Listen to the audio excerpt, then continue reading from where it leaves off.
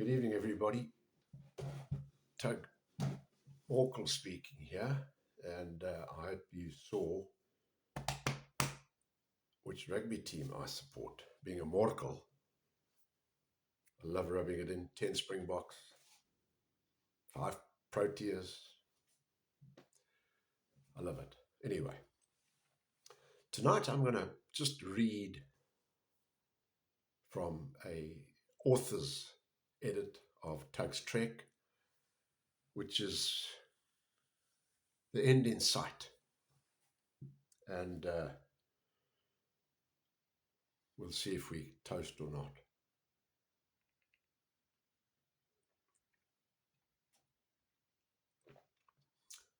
I like Johnny Black, but there's nothing wrong with Johnny Red either.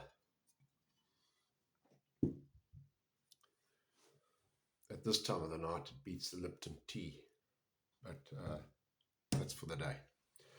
The End in Sight. May 79, the war burned on, but the whispers of peace were growing louder. For those of us in uniform, still patrolling the dust and heat, there was talk, cautious, brittle talk, of an internal settlement, finally finding traction. The air was thick with a strange, bitter hope. Across the world, a change of guard had taken place. Margaret Thatcher had swept into Downing Street, her handbag politics and iron conviction promising to restore Britain's pride. And so, we believed, to right the wrongs of her predecessors. Only weeks before, Abel Muzorewa had been sworn in as the first Prime Minister of Zimbabwe, Rhodesia, the fragile creation of that settlement. For a brief flickering moment, it seemed our sacrifices might not have been in vain. Thatcher had hinted at recognition and at an end to the economic noose of sanctions that had strangled Rhodesia for more than a decade. In the pubs, in the mess halls, in the trenches, men lifted their heads a little higher. But politics is a cruel stage. Promises made on campaign trails rarely survive the first cabinet briefing. Within weeks, the Iron Lady's warmth cooled. She hesitated, manoeuvred, backpedaled. Under pressure from the Commonwealth and the frontline states, she delayed recognition, insisting on new talks. Talks that would once again give a seat at the table to Mugabe and Nkomo, the very men who had refused all previous invitations. To us, it felt like déjà vu, another betrayal disguised as diplomacy. In August, the Commonwealth gathered in Lusaka. Thatcher, newly crowned and eager to stamp her authority, joined a conclave of leaders determined to find a lasting peace south of the Zambezi. Their solution was elegant on paper.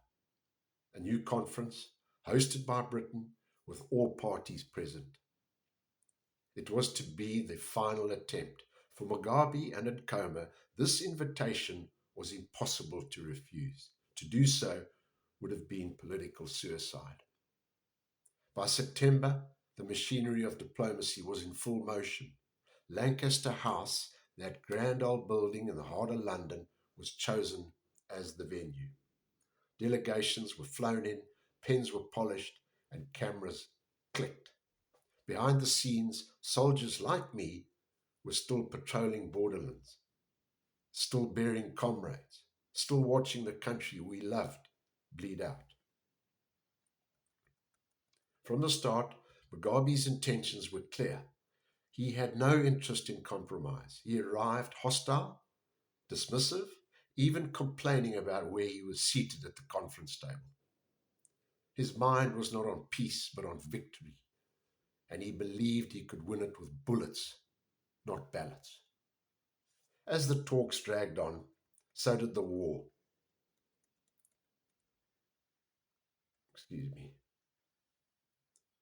Skirmishes intensified. The propaganda thickened, and while the delegates in London sipped tea and argued over semantics, young men in the veldt were still dying under the same sun.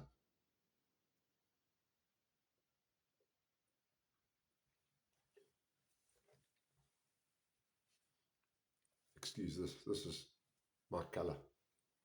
Blue belt, new party.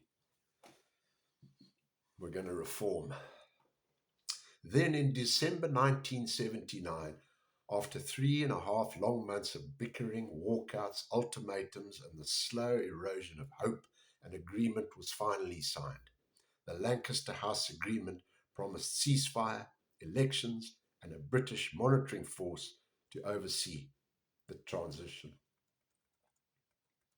On the 21st of December, Rhodesia's long battle, this is 1979, Rhodesia's long battle for recognition ended in a signature.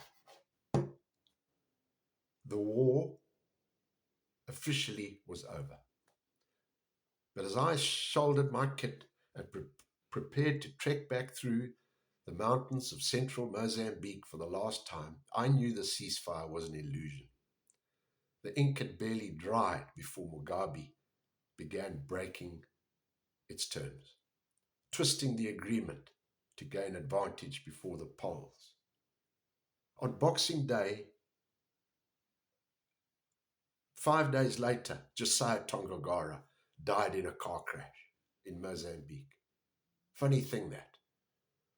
Rhodesia, that defiant little nation that had once stood against the world, was breathing her last. For us, the soldiers, the sons, the believers, there was nothing left to do but watch the curtain fall.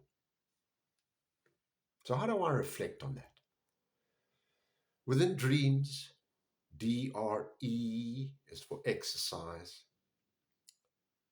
The hardest march is not across the mountains, but through disillusionment. As the guns fell silent, we faced a new kind of endurance, not of body, but of spirit. The exercise was now internal. How do we live with what we lost and what was to come? Dreams, D.R.E.A.M.S, reminds me that even endings carry purpose. That duty and resilience are not just for war, but for peace too. In learning to stand down, we learn to stand tall again.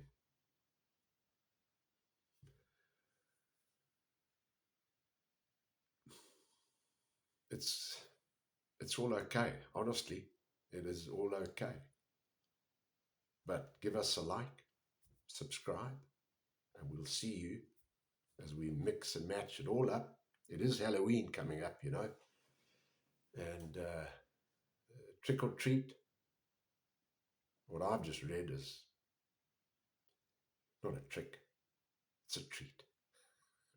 You all have a good weekend. See you soon.